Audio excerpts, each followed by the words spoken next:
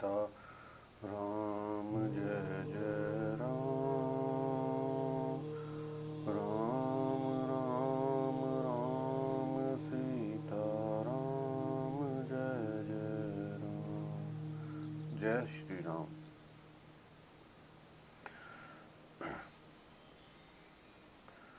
सुंदरकांड में जब हनुमान जी सीता माता से वापस श्री राम भगवान के पास जाने को तैयार होते हैं तो चूड़ामणि लेते हैं। उसके पश्चात उनके मन में एक विचार आता है कि क्यों ना शत्रु पक्ष को अपना बल दिखाया जाए तथा उसे कमजोर किया जाए। तो आगे की कथा इस प्रकार से है। न होका साधको हेतु स्वल्प स्यापि ही कर्मणः हो हार्थ बहुधा वेद सा समर्थोर्थ साधने। छोटे से छोटा कर्म भी सिद्धि के लिए कोई एक ही साधक हेतु नहीं हुआ करता। जो पुरुष किसी कार्य या प्रयोजन को अनेक प्रकार से सिद्ध करने की कला जानता हो वही कार्य साधन में समर्थ हो सकता है। यदि इसी यात्रा में मैं इस बात को ठीक ठीक समझ लूँ तो अपने और शत्रु पक्ष में युद्ध होने पर कौन प्रबल होगा और कौन निर्बल, तत्पश्चात भविष्य के कार्य को निश्चित करके आज सुग्रीव के पास चलूँ तो मेरे द्वारा स्वामी की आज्ञा का पूर्ण रूप से पालन हुआ समझा जाएगा। परंतु आज मेरा यहाँ तक आना सुखद और शुभ परिणाम जनक कैसे होगा? राक्षसों के साथ हठात युद्ध करने का अवसर मुझे कैसे प्राप्त होगा तथा दशमुख रावण समर में अपने सैनिकों को और मुझे भी तुलनात्मक दृष्टि से देखकर यह कैसे समझेगा कि कौन सबल है? उस युद्ध में मंत्री सेना सहायकों सहित रावण का सामना करके मैं उसके हार्दिक अभिप्राय तथा सैनिक शक्ति का अनायास ही पता लगा लूँगा। उसके बाद यहाँ से जाऊँगा। इस निर्दयी रावण का यह सुंदर उपवन नेत्रों को आनंद देने वाला तथा मनोरम है। नाना प्रकार के वृक्षों और लताओं से व्याप्त होने के कारण यह नंदक वन के समान उत्तम प्रतीत होता है। जैसे आग सूखे वन को जला डालती है उसी प्रकार आज मैं इस उपवन को विध्वंस कर डालूंगा। इसके भग्न हो जाने पर रावण अवश्य मुझ पर क्रोध करेगा। तत्पश्चात वो राक्षस राज हाथी घोड़े और विशाल रथों से युक्त त्रिशूल काला यश और पट्टी आदि अस्त्र शस्त्रों से सुयोजित बहुत बड़ी सेना लाकर आएगा तो फिर यहाँ महासंग्राम छिड़ जाएगा। उस युद्ध में मेरी गति रुक नहीं सकती, मेरा पराक्रम कुंठित नहीं हो सकता। मैं प्रचंड पराक्रम दिखाने वाले उन राक्षसों से भिड़ जाऊंगा और रावण की भेजी उस सारी सेना को मौत के घाट उतारकर सुखपूर्वक सुग्रीव के निवास स्थान के शिकंदापुरी को लौट जाऊंगा। ऐसा सोचकर भयानक पुरुषार्थ प्रकट करने वाले पवनपुत्र हनुमान जी क्रोध से भर गए और वायु के समान बड़े भारी वेग से वृक्षों को उखाड़ उखाड़ कर फेंकने लगे। तदनंतर वीर हनुमान ने मतवाले पक्षियों के कलरव से मुखरित और नाना प्रकार के वृक्षों और लताओं से भरे पूरे उस प्रमाद वन को उजाड़ डाला। वहाँ के वृक्ष को खंड खंड कर दिया, जलाशयों को मथ डाला और पर्वत शिखरों को चूर चूर कर डाला। इससे वह सुंदर वन कुछ ही क्षण में अभव्य दिखाई देने लगा। नाना प्रकार के पक्षी वहाँ भय के मारे चें चें करने लगे। जलाशयों के घाट टूट गए, तांबे के समान वृक्षों के लाल लाल पलरव मुरझा गए और वहाँ के वृक्ष लताएं भी रौंद डाली। इन सब कारणों से वह प्रमाद वन वहाँ ऐसे जान पड़ता था मानो दावानल से झुलस गया हो। वहाँ की लताएं और अपने आवरणों के नष्ट भ्रष्ट हो जाने से घबराई हुई स्त्रियों के समान प्रतीत होती थी। लता मंडल और चित्रशालाएं उजड़ गई। पाले हुए हिंसक जंतु मृग तरह तरह के पक्षी आर्तनाद करने लगे। प्रस्तव निर्मित प्रसाद और अन्य साधारण गृह भी तहस नहस हो गए। इससे उस महान प्रमाद का सारा रूप सौंदर्य नष्ट हो गया। दशमुख रावण की स्त्रियों की रक्षा करने वाले अंतःपुर के क्रीड़ा विहार के लिए उपयोगी उस विशाल कानन की भूमि जहाँ चंचल अशोक लताओं के समूह शोभा पाते थे, कपिवर हनुमान के बल के प्रयोग से श्रीहीन होकर शोचनीय लताओं के विस्तार से युक्त हो गई। इस प्रकार महामना राजा रावण के मन को विशेष कष्ट पहुंचाने वाला कार्य करके अनेक महाबलियों के साथ अकेले युद्ध में करने का हौसला लेकर कपिश्रेष्ठ हनुमान जी प्रमादवन के फटक पर आ गए। उस समय वे अपने अद्भुत तेज से प्रकाशित हो रहे थे। उधर पक्षियों के कोलाहल और वृक्षों के टूटने की आवाज़ सुनकर समस्त लंकावासी भय से घबरा उठे। पशु और पक्षी भयभीत होकर भागने तथा आर्तनाद करने लगे। राक्षसों के सामने भयंकर अपशकुन प्रकट होने लगे। प्रमाद वन में सोई हुई विकराल मुख वाली राक्षसों की निद्रा टूट गई। उन्होंने उठने पर वन को उजड़ा हुआ देखा। साथ ही उनकी दृष्टि उन वीर महाकपिवर हनुमान जी पे पड़ी। महाबली महान साहसी महाभाव हनुमान ने जब उन राक्षसों को देखा तब उन्हें डराने वाला विशाल रूप धारण कर लिया। पर्वत के समान बड़े शरीर वाले महाबली वानर को देखकर राक्षसियां जनक नंदिनी सीता से पूछने लगी, विशाल लोचने यह कौन है, किसका है और कहाँ से इसलिए यहाँ आया? यह तुम्हारे साथ क्यों बातचीत की? गजरारे नेत्रों वाली सुंदरी, ये सब बातें हमें बताओ। तुम्हें डरना नहीं चाहिए। इसने तुम्हारे साथ क्या बातें की थी? तब सर्वांग सुंदरी सती साध्वी सीता ने कहा, इच्छानुसार रूप धारण करने वाले राक्षसों को समझने और पहचानने का मेरे पास क्या उपाय है? तुम ही जानो यो कौन है, क्या करेगा। सांप के पैरों को सांप ही पहचान सकता है, इसमें संशय नहीं है। मैं भी इसे देखकर बहुत डरी हुई हूँ। मुझे नहीं मालूम यह कौन है। मैं तो इसे इच्छानुसार रूप धारण करके आया हुआ कोई राक्षस ही समझती हूँ। विदेह नंदिनी सीता की यह बात सुनकर राक्षसियाँ बड़े वेग से भागी। उनसे कुछ तो वहीं खड़ी हो गई और कुछ रावण को सूचना देने के लिए चली गई। रावण के समीप जाकर उन विकराल मुख वाली राक्षसियों ने रावण को यह सूचना दी कि कोई विकट रूपी भयंकर वानर प्रमाद वन में आ पहुंचा है। यह बोली, राजन अशोक वाटिका में एक वानर आया जिसका शरीर बड़ा भयंकर है। उसने सीता के साथ बातचीत की है। वह महाक्रमी वानर अभी वहीं मौजूद है। हमने बहुत पूछा तो भी जनक किशोरी मृगनयनी सीता उस वानर के विषय में कुछ नहीं बताना चाहती है। संभव है वह इंद्र कुबेर का दूत हो अथवा श्री राम ने ही उसे सीता की खोज के लिए भेजा हो। अद्भुत रूप धारण करने वाला वानर अपने आपके मनोहर प्रमाद वन को, जिसमें नाना प्रकार के पशु पक्षी रहा करते थे, उजाड़ दिया है। प्रमाद वन का कोई ऐसा भाग नहीं जिसको उसने नष्ट न कर डाला हो। वह केवल वह स्थान जहाँ जानकी देवी रहती है उसे नष्ट नहीं किया गया है। जानकी की रक्षा के लिए उसने उस स्थान को बचा दिया है।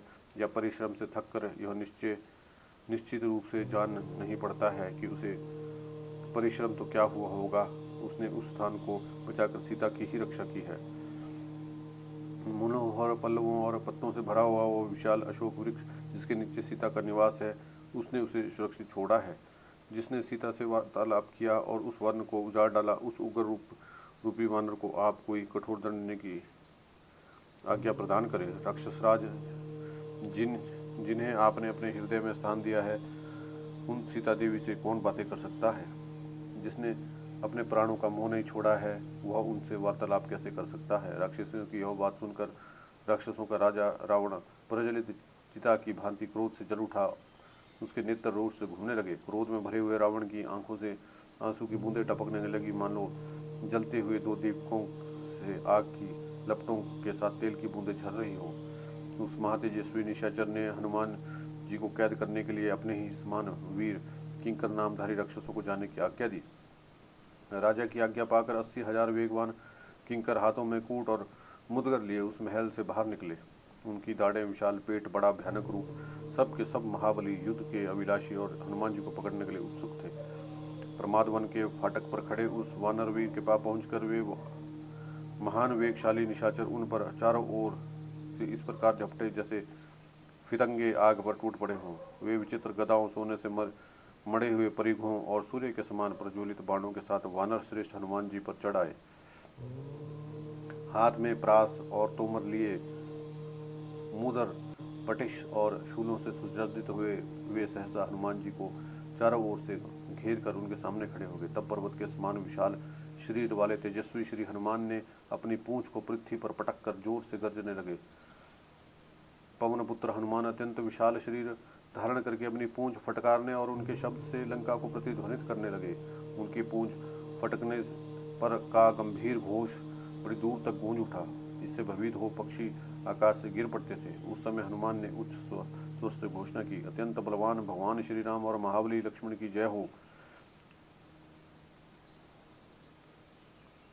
श्री रघुनाथ जी के द्वारा सुरक्षित राजा सुग्रीव की भी जय हो। मैं अनायास ही महापराक्रम करने वाले कौशल नरेश श्री रामचंद्र जी का दास हूँ। मेरा नाम हनुमान है। मैं वायु का पुत्र और शत्रु सेना का संहार करने वाला हूँ। जब तक मैं हजारों वृक्षों और पत्थरों से प्रहार करने लगूंगा, उस समय सहस्त्रों रावण मिलकर भी युद्ध में मेरे बल का की समानता और मेरा सामना नहीं कर सकते। मैं लंकापुरी को तहस नहस कर डालूंगा और मिथिलेश कुमारी सीता को प्रणाम करने के अनंतर सब राक्षसों को देखते ही देखते अपने कार्य सिद्ध करके जाऊंगा।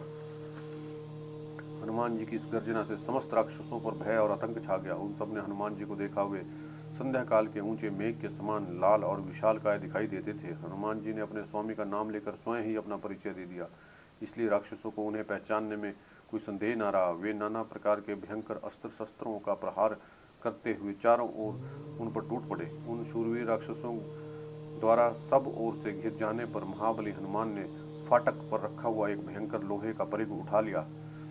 जैसे विंतानंदन गरुड़ ने झटपटाते हुए सर्प को पंजों में दबा रखा हो, उसी प्रकार परिघ को हाथ में लेकर हनुमान जी ने उन निशाचरों का संहार प्रारंभ किया। वीर पवन पुत्र उस परिघ को लेकर आकाश में विचरने लगे। जैसे सहस्त्र नेत्रधारी इंद्र अपने वज्र से दैत्यों का वध करते हैं, उसी प्रकार उस परिघ से सामने आए हुए समस्त राक्षसों को मार डाला। उन किंकर नामधारी राक्षस का वध करके महावीर पवन पुत्र हनुमान जी युद्ध की इच्छा से पुनः उस फाटक पर खड़े हो गए। तदनंतर वहां उस भय से मुक्त हुए कुछ राक्षसों ने जाकर रावण को यह समाचार निवेदन किया कि समस्त किंकर नामक राक्षस मार डाले गए। राक्षसों की उस विशाल सेना को मारी गई सुनकर राक्षस राज रावण की आंखें चढ़ गई। उसने प्रहस्त के पुत्र, जिसे पराक्रम की तुलना नहीं की जाती तथा युद्ध में परास्त करना नितांत कठिन था, हनुमान जी का सामना करने के लिए भेज दिया। इधर किंकर का वध करके हनुमान जी यह सोचने लगे कि मैं वन को उजाड़ दिया, परंतु इस चैतन्य प्रसाद को तो नष्ट नहीं किया है, अतः आज इस चैत्य प्रसाद का भी विध्वंस कर ही देता हूँ। मनी मन ऐसा विचार कर पवनपुत्र वानर श्रेष्ठ श्री हनुमान अपने बल का प्रदर्शन करते हुए मेरू पर्वत के शिखर की भांति ऊंचे उस चैत्य प्रसाद पर उछलकर चढ़ गए। उस प्रसादाकार प्रसाद पर चढ़कर महातेजस्वी वानरयुक्त हनुमान तुरंत उगे हुए दूसरे सूर्य की भांति शोभा पाने लगे। उस ऊंचे प्रसाद पर आक्रमण करके दुर्धर्ष वीर हनुमान जी अपने सहज शोभा से उत्भासित होते हुए परियात्र पर्वत के समान प्रतीत होने लगे। वे तेजस्वी पवनपुत्र विशाल शरीर धारण करके लंका को प्रतिध्वनित करते हुए धृष्टतापूर्वक उस प्रसाद को तोड़ने फोड़ने लगे। जोर जोर से होने वाला वह तोड़ फोड़ का शब्द कानों से टकराकर उसे बहरा किए देता था। इससे मूर्छित हो वहां के पक्षी और प्रसाद रक्षक भी पृथ्वी पर गिर पड़े। उस समय हनुमान जी ने पुनः यह घोषणा की, अस्त्रवेता भगवान श्री राम और महाबली लक्ष्मण की जय हो। श्री रघुनाथ जी के द्वारा सुरक्षित राजा सुग्रीव की भी जय हो। मैं अनायास ही इस महाक्रम करने वाले कौशला श्री राम जी का दास हूँ। मेरा नाम हनुमान है। मैं वायुपुत्र और शत्रु सेना का संहार करने वाला हूँ। मैं हजारों वृक्षों और पत्थरों से प्रहार करने लगूंगा। उस समय सहस्त्रों रावण मिलकर भी युद्ध में मेरे बल की समानता और मेरा सामना नहीं कर सकते। मैं लंकापुरी को तहस नहस कर डालूंगा। मिथिलेश कुमारी सीता को प्रणाम करने के अनंतर सब राक्षसों को देखते ही देखते अपना कार्य सिद्ध करके जाऊंगा। ऐसा कहकर चैत्य प्रसाद पर खड़े हुए विशालकाय वानर युद्धपति हनुमान राक्षसों के मन में भय उत्पन्न करते हुए भयानक आवाज में गर्जना करने लगे। उस विभीषण गर्जना से प्रभावित हो सैकड़ों प्रसाद रक्षक नाना प्रकार के प्रास खड़ग और फरसे लेकर वहां आए। उन विशालकाय राक्षसों ने उस समय सब अस्त्रों का प्रहार करके वहां पवन पुत्र हनुमान को घेर लिया। विचित्र गदाओं, सोने के पत्थर जड़े हुए परिघों और सूर्य तुल्य तेजस्वी बाणों से सुशोभित वे सब के सब उन वानर श्रेष्ठ हनुमान पर चढ़ गए। वानर श्रेष्ठ हनुमान को चारों ओर से घेर कर खड़ा हुआ वो राक्षसों का वो महान समुदाय गंगा जी के जल में उठे हुए भारी भंवर के समान जान पड़ता था। तब राक्षसों को इस प्रकार आक्रमण करके देख पवनपुत्र हनुमान जी ने कुपित होकर भयंकर रूप धारण कर लिया। उन महावीर ने उन प्रसाद के एक स्वर्ण भूषित खंबे को जिसमें 100 धाराएं थी बड़े वेग से उठा लिया। उठाकर उन महाबली वीर ने उन्हें घुमाना आरंभ कर दिया। घूमने पर उससे आग प्रकट हुई, जिससे वह प्रसाद जलने लगा। प्रसाद को जलते देख वानर युद्धपति हनुमान ने वज्र से असुरों का संहार करने वाले इंद्र की भांति उन सैकड़ों राक्षसों को उस खंबे से ही मार डाला और आकाश में खड़े होकर उन तेजस्वी वीरों ने इस प्रकार कहा। आकाश में खड़े हुए उन तेजस्वी वीर ने इस प्रकार कहा, राक्षसों, सुग्रीव के वश में रहने वाले मेरे जैसे सहस्त्रों विशालकाय बलवान वानर से सब ओर भेजे गए हैं। हम तथा दूसरे सभी वानर समूची पृथ्वी पर घूम रहे हैं। किन्हीं में से 10 हाथियों का बल है और किन्हीं में 100 हाथियों का, और कितने वानर 1 सहस्त्र हाथियों के समान बल विक्रम से संपन्न है। किन्हीं का बल जल के महान प्रभाव की भांति ऐसे है, और कितने ही वायु के समान बलवान है, और कितने ही वानर युद्धपति अपने भीतर असीम बल धारण करते हैं। दांत और नख ही जिनके आयुध हैं, ऐसे अनंत बलशाली सैकड़ों हजारों लाखों करोड़ों वानरों से घिरे हुए वानरराज सुग्रीव यहाँ पधारे, जो तुम सब निशाचरों का संहार करने में समर्थ है। अब ना तो यह लंका पूरी रहेगी, ना तुम लोग रहोगे, ना ही रावण रह सकेगा, जिसने इक्ष्वाकु वंश वीर महात्मा श्री राम के साथ वैर बांध रखा है। राक्षस राज रावण की आज्ञा पाकर प्रहस्त का बलवान पुत्र जम्बूमाली, जिनकी दाढ़ें बहुत बड़ी थी, हाथों में धनुष लिए राजमहल से बाहर निकला। वह लाल रंग के फूल माला तथा लाल रंग के ही वस्त्र पहना हुआ था। उसके गले में हार और कानों में सुंदर कुंडल शोभा दे रहे थे। जिसकी आंखें घूम रही थी, वह विशाल काय, क्रोधी और संग्राम में दुर्जय था। उसका धनुष इंद्रधनुष के समान विशाल था। उसके घोड़े, उसके द्वारा छोड़े जाने वाले बाण भी बड़े सुंदर थे। जब वह वेग से उस धनुष को खींचता, उससे वज्र और अशनि के समान गड़गड़ाहट पैदा होती थी। उस धनुष की महती टंकार ध्वनि से संपूर्ण दिशाएं, विदिशाएं और सम आकाश गूंज उठे। वह गधे जुते हुए रथ पर बैठकर आया। उसे देखकर वेगशाली हनुमान जी बड़े प्रसन्न हुए और जोर जोर से गर्जना करने लगे। महातेजस्वी जम्बूमाली ने महाकपि हनुमान को फाटक के छज्जे पर खड़ा देख उन्हें तीखे बाणों से बींधना आरंभ कर दिया। उसने अर्धचंद्र नामक बाण से उनके मुख पर, करणी नामक बाण से उनके मस्तक पर और 10 नाराचों से उन कपीश्वर की दोनों भुजाओं पर गहरी चोट की। उसके बाणों से घायल हुआ हनुमान जी का मुख लाल शरद ऋतु में सूर्य के किरणों से विध वो खिले हुए लाल कमल के समान शोभा पा रहा था। रक्त से रजित हुआ उनका वह स्वर्ण मुख ऐसा शोभा पा रहा था मानो आकाश में लाल रंग के विशाल कमल को स्वर्ण में जल की बूंदों से सींच दिया हो और उस पर सोने का पानी चढ़ा दिया हो। राक्षस जम्बूमाली के बाणों की चोट खाकर महाकपि हनुमान जी कुपित हो उठे। उन्होंने अपने पास पत्थर की एक बहुत बड़ी चट्टान देखी और उसे वेग से उठाकर उन बलवान वीर ने बड़े जोर से उस राक्षस की ओर फेंका, किंतु क्रोध में भरे उस राक्षस ने 10 बाण मारकर उस प्रस्तर शिला को तोड़ फोड़ डाला। अपने उस कर्म को व्यर्थ हुआ देख प्रचंड पराक्रमी और बलशाली हनुमान जी ने एक विशाल साल का वृक्ष उखाड़कर उसे घुमाना आरंभ कर दिया। उस महान बलशाली वानरवीर को साल का वृक्ष घुमाते देख जम्बूमाली ने उस पर बहुत से बाणों की वर्षा की।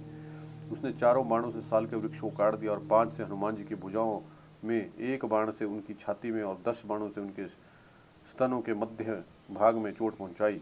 बाणों से हनुमान जी का सारा शरीर भर गया। फिर तो उन्हें बहुत ही क्रोध हुआ। उन्होंने उसी परिघ को उठाकर बड़े वेग से घुमाना आरंभ कर दिया। अत्यंत वेगवान और उत्कट बलशाली हनुमान ने बड़े वेग से घुमाकर उस परिघ को जम्बूवाली की विशाल छाती पर दे मारा। फिर तो ना उसके मस्तक का पता लगा, ना ही दोनों भुजाओं और घुटनों का, ना ही धनुष बचा, ना रथ, और ना ही वहाँ घोड़े दिखाई दिए और ना ही बाण ही।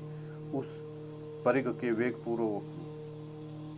से वेग पूर्वक मारा गया महारथी जम्बूमाली चूर चूर हुए वृक्ष की भांति पृथ्वी पर गिर पड़ा। जम्बूमाली और महाबली किंकरों के मारे जाने का समाचार सुनकर रावण को बड़ा क्रोध हुआ। उसकी आंखें रोष से रक्तवर्ण हो गई। महाबली प्रहस्त पुत्र जम्बूमाली के मारे जाने पर निशाचर रावण के नेत्र रोष से लाल होकर घूमने लगे। उसने तुरंत ही अपने मंत्रियों के पुत्रों को, जो बड़े बलवान और पराक्रमी थे, युद्ध के लिए जाने की आज्ञा भेजी। राक्षसों के राजा रावण की आज्ञा पाकर मंत्री के 7 बेटे, जो अग्नि के समान तेजस्वी थे, उस राजमहल से बाहर निकले। उनके साथ बहुत बड़ी सेना थी। वे अत्यंत बलवान धनुर्धर, अस्त्र वेताओं में श्रेष्ठ और परस्पर होड़ लगाकर शत्रुओं पर विजय पाने की इच्छा रखते थे। उनके घोड़े जुते हुए विशाल रथ सोने की जाली से ढके हुए थे। उनकी ध्वजा पताकाएं फहरा रही थी और उनके पहियों पर चलने से मेघों की गंभीर गर्जना के समान ध्वनि होती थी। ऐसे रथों पर सवार होकर वे अमित पराक्रमी मंत्री कुमार तपाए हुए सोने के चित्रित अपने धनुषों की टंकार करते हुए बड़े हर्ष और उत्साह के साथ आगे बढ़े। उसी समय सब के सब विद्युत सहित मेघ की समान शोभा पाते थे।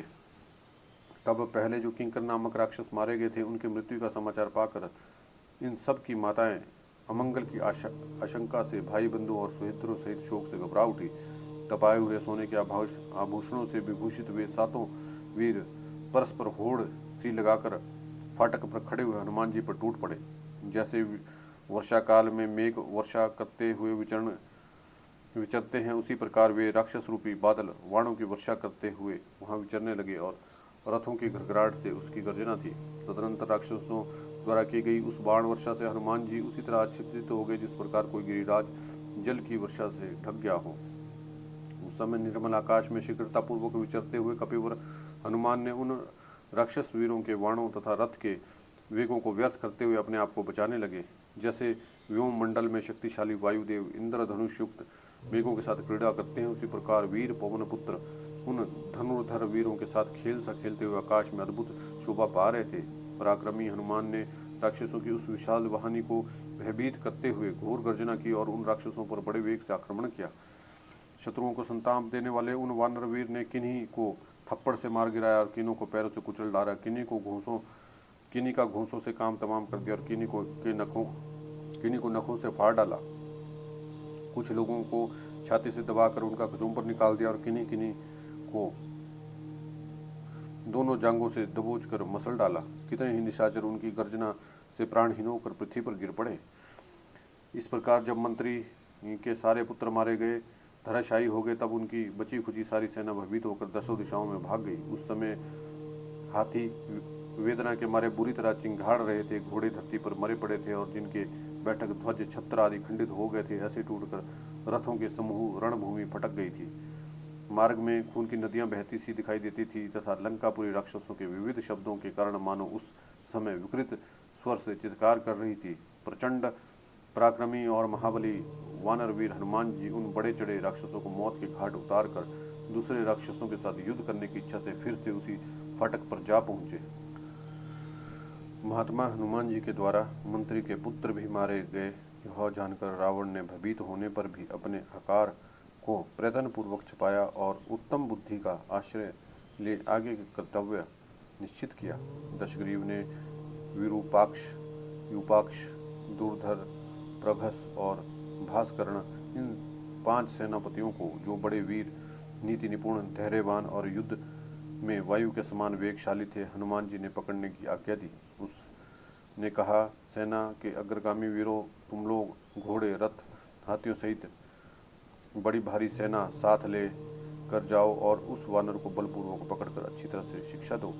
उस वनचारी वानर के पास पहुंचकर तुम सब लोगों को सावधान और अत्यंत प्रयत्नशील हो जाना चाहिए तथा वही काम करना चाहिए जो देश और काल के अनुरूप हो। जब मैं उसके अलौकिक कर्म को देखते हुए उसके स्वरूप पर विचार करता हूँ, तब मुझे वह वानर नहीं जान पड़ता। वह सर्वथा कोई महान प्राणी है जो महान बल से संपन्न है। यह वानर है ऐसा समझकर मेरा मन उसकी ओर से शुद्ध विश्वस्त नहीं हो रहा है। यह जैसा प्रसंग उपस्थित हुआ है, जैसी बातें चल रही है, उन्हें देखते हुए मैं उसे वानर नहीं मानता हूँ। संभव है इंद्र ने हम लोगों का विनाश करने के लिए अपने तपोबल से इसकी सृष्टि की हो। मेरी आज्ञा से तुम सब लोगों ने मेरे साथ रहकर नागों सहित यक्षों, गंधर्वों, देवताओं, असुरों और महर्षियों को भी अनेक बार पराजित किया है, अतः वे अवश्य ही हमारा कुछ अनिष्ट करना चाहेंगे। अतः उन्हीं का रचा हुआ प्राणी है, इसमें संदेह नहीं। तुम लोग उसे हठपूर्वक पकड़ कर ले आओ। मेरी सेना के अग्रगामी वीरों, तुम हाथी, घोड़े और सैन्य रथों सहित बड़ी भारी सेना से साथ लेकर जाओ और उस वानर को अच्छी तरह से शिक्षा दो। वो वानर समझकर तुम्हें उसकी अवहेलना नहीं करनी चाहिए, क्योंकि वह धीर और पराक्रमी है। मैंने पहले बड़े बड़े पराक्रमी वानर और भालू देखे हैं, जिनके नाम इस प्रकार हैं: बाली, सुग्रीव, महाबली, जामवान, सेनापति नील और द्विध आदि अन्य वानर, किंतु उनका वेग ऐसा भयंकर नहीं है और न उनमें ऐसा तेज पराक्रम, बुद्धि, बल, उत्साह और रूप धारण करने की शक्ति है। वानर रूप में कोई बहुत बड़ा शक्तिशाली जीव प्रकट हुआ है, ऐसा जानना चाहिए। अतः तुम लोग महान प्रयत्न करके उसे कैद करो। भले ही इंद्र सहित देवता, असुर, मनुष्य तीनों लोक उतर आए, वे रणभूमि में तुम्हारे सामने नहीं ठहर सकते। तथापि सम्रांग में विजय करने की इच्छा रखने वाले नीतिज्ञ पुरुष को यत्नपूर्वक अपनी रक्षा करनी चाहिए, क्योंकि युद्ध में सफलता अनिश्चित होती है। स्वामी की आज्ञा स्वीकार करके वे सब के सब अग्नि के समान तेजस्वी, महान वेग वाली और अत्यंत बलवान राक्षस तेज चलने वाले घोड़े, मतवाली हाथियों और विशाल रथों पर बैठकर युद्ध के लिए चल दिए। वे सब प्रकार के तीखे शस्त्र और सेनाओं से संपन्न थे। आगे जाने पर उन वीरों ने देखा कि महाकपि हनुमान जी फाटक पर खड़े और अपने तेजोमयी किरणों से मंडित हो उदय काल के सूर्य की भांति देदीप्यमान हो रहे हैं। उनकी शक्ति, बल, वेग, बुद्धि, उत्साह, शरीर और भुजाएं सभी समान थी। उन्हें देखते ही देखते हुए सब राक्षस सभी दिशाओं में खड़े थे। वे भयंकर अस्त्रों शस्त्रों की वर्षा करते हुए चारों ओर उन पर टूट पड़े। निकट पहुंचकर पहले दूरधर ने हनुमान जी के मस्तक पर लोहे के बने हुए 5 बाण मारे। वे सभी बाण मर्मभेदी और पैनी धार वाले थे। उनके अग्रभाग सोने का पानी दिया गया था, जिससे वे पीत मुख दिखाई देते थे। वे 5 बाण उनके सिर पर प्रफुल्ल कमल दल के समान शोभा पा रहे थे। मस्तक में उन 5 बाणों की गहरी चोट खाकर वानरवीर हनुमान जी ने अपनी भीषण गर्जना से 10 दिशाओं को प्रतिध्वनित करते हुए आकाश में ऊपर की ओर उछल पड़े। तब रथ में बैठे हुए महाबली वीर दुर्धर ने धनुष चढ़ाए कई 100 बाणों की वर्षा करते हुए उनका पीछा किया। आकाश में खड़े हुए उन वानरवीर ने बाणों की वर्षा करते हुए दुर्धर को अपने हुंकार मात्र से उस प्रकार रोक दिया जैसे वर्षा ऋतु में अनंत वृष्टि करते हुए बादल को वायु रोक देती है। जब दुर्धर अपने बाणों से अधिक पीड़ा देने लगा, तब वे पराक्रमी महापवन कुमार पुनः विकट गर्जना करने और अपने शरीर को बढ़ाने लगे। तत्पश्चात वे महावेगशाली वानरवीर बहुत दूर तक ऊंचे उछलकर सहसा दुर्धर के रथ पर कूद पड़े, मानो किसी पर्वत पर बिजली का समूह गिर पड़ा हो। उनके भार से रथ के 8 घोड़ों का कुचुम्बर निकल गया, धूरी कुबर टूट गए और दुर्धर प्राणहीन हो गया। उस रथ को छोड़कर पृथ्वी पर गिर पड़ा। दुर्धर को धराशायी और देखकर शत्रुओं का दमन करने वाले दुर्धर्ष वीर विराक्ष और युपाक्ष को बड़ा क्रोध हुआ। वे दोनों आकाश में उछले। उन दोनों ने सहसा उछलकर निर्मल आकाश में खड़े हुए महाबाहु कपिवर हनुमान जी की छाती में मुद गरों से प्रहार किया। उन दोनों वेगवान वीरों के वेग को विफल कर महाबली हनुमान जी वेगशाली गरुड़ के समान पुनः पृथ्वी पर कूद पड़े। वहां वानर शिरोमणि पवन कुमार ने 1 साल वृक्ष के पास जाकर उसे उखाड़ लिया और उसी के द्वारा उन दोनों राक्षस वीरों को मार डाला। उन वेगशाली वानरवीर के द्वारा उन तीनों राक्षसों को मारा गया देख महान वेग से युक्त बलवान वीर प्रघस हंसता हुआ उनके पास आया। दूसरी ओर से पराक्रमी वीर भास्करण भी अत्यंत क्रोध में भरकर शूल हाथ में लिए वहां आ पहुंचा। दोनों यशस्वी कपि श्रेष्ठ हनुमान जी के निकट एक ओर खड़े हो गए। प्रघस ने तेज धार वाले पाटिश से तथा राक्षस भास्करण ने शूल से कपि कुंजर हनुमान जी पे प्रहार किया। वे दोनों प्रहारों से हनुमान जी के शरीर में कई जगह घाव हो गए और उनके शरीर की रोमावली से रक्त रंग गई। उस समय क्रोध में भरे हुए वीर वर हनुमान प्रातःकाल के सूर्य की भांति अरुण कांति से प्रकाशित हो रहे थे। तब मृग, सर्प और वृक्षों सहित एक पर्वत शिखर को उखाड़कर कपि श्रेष्ठ वीरवर हनुमान ने उन दोनों राक्षसों पर दे मारा। पर्वत शिखर के आघात से वे दोनों पिस गए और उनका शरीर तिल के समान खंड खंड हो गया। इस प्रकार उन 5 सेनापतियों को नष्ट हो जाने पर हनुमान जी ने उनकी बची खुची सेना का भी संहार आरंभ कर दिया। जैसे देवराज इंद्र असुरों का विनाश करते हैं, उसी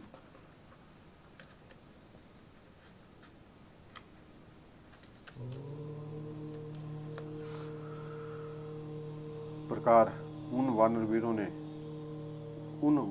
ने घोड़ों का, हाथियों से हाथियों का, योद्धाओं से योद्धाओं का, रथों से रथों का संहार कर डाला। मरे हुए हाथियों और तीव्रगामी घोड़ों से, टूटी हुई धुरी वाले विशाल रथों से तथा मारे गए राक्षसों की लाशों से वहां की सारी भूमि चारों ओर इस तरह पट गई कि आने जाने का रास्ता बंद हो गया। इस प्रकार सेना और वाहनों सहित उन 5 सेनापतियों को रणभूमि में मौत के घाट उतार कर महावीर वानर हनुमान जी पुनः युद्ध के लिए अवसर पाकर पहले की भांति फाटक पर जाकर खड़े हो गए। उस समय वे प्रजा का संहार करने के लिए उद्यत हुए काल के समान जान पड़ते थे। जय श्री